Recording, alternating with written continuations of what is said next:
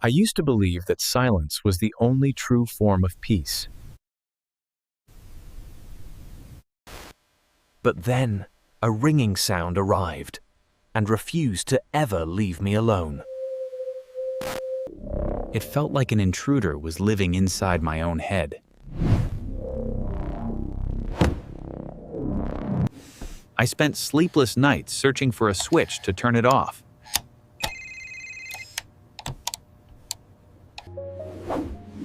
If you value hearing health, please join our community by subscribing today. Feel free to ask questions in the comments.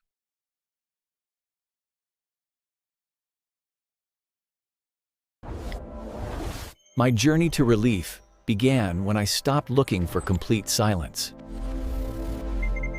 At first, I thought the therapy would be a physical battle. I expected complex machines, or perhaps a very strict medication regimen. Instead, my audiologist asked me about my emotional reaction to the sound.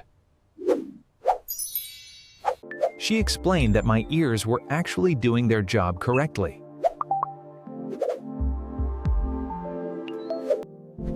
The real issue was how my brain decided to interpret the signal. My mind had labeled the sound as a dangerous threat. This triggered a stress response that made the noise seem even louder.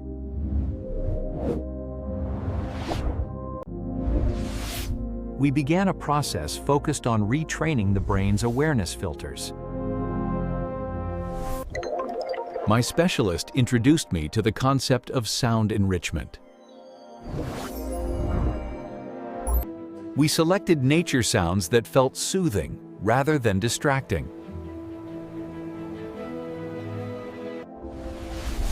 I played these sounds softly while reading or working quietly. I learned to keep this neutral audio just below the tinnitus volume. This was not meant to drown out the ringing completely.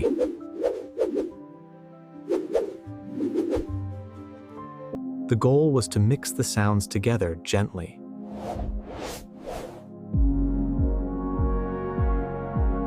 This helps the brain stop focusing solely on the internal noise.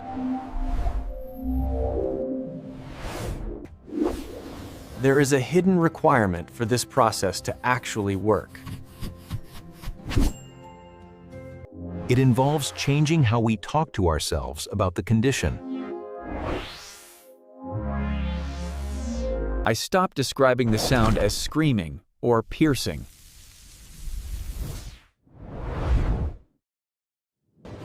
I started calling it a neutral signal, or just energy. You must let go of the intense desire to monitor the sound. Every time I checked for the noise, I reinforced the alarm system. Successful therapy required me to become indifferent to the ringing presence.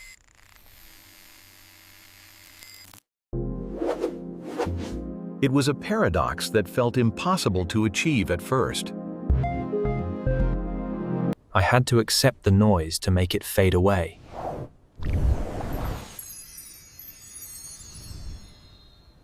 This shift did not happen overnight or in a single session.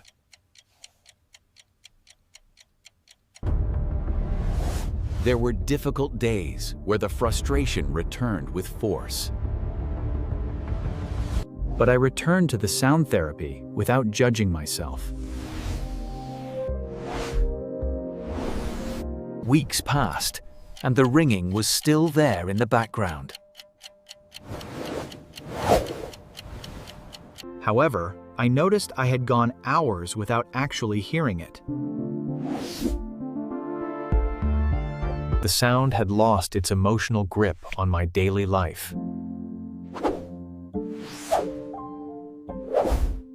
My brain no longer viewed the signal as something worth fearing.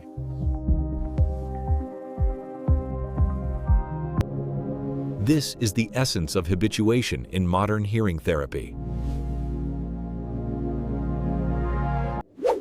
The hidden requirement is patience and a shift in emotional focus. You do not need absolute silence to find comfort again. Recovery happens when the sound becomes as unimportant as a refrigerator hum.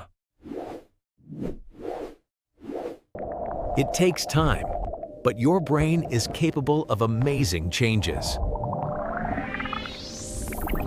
Trust the process and be kind to yourself along the way.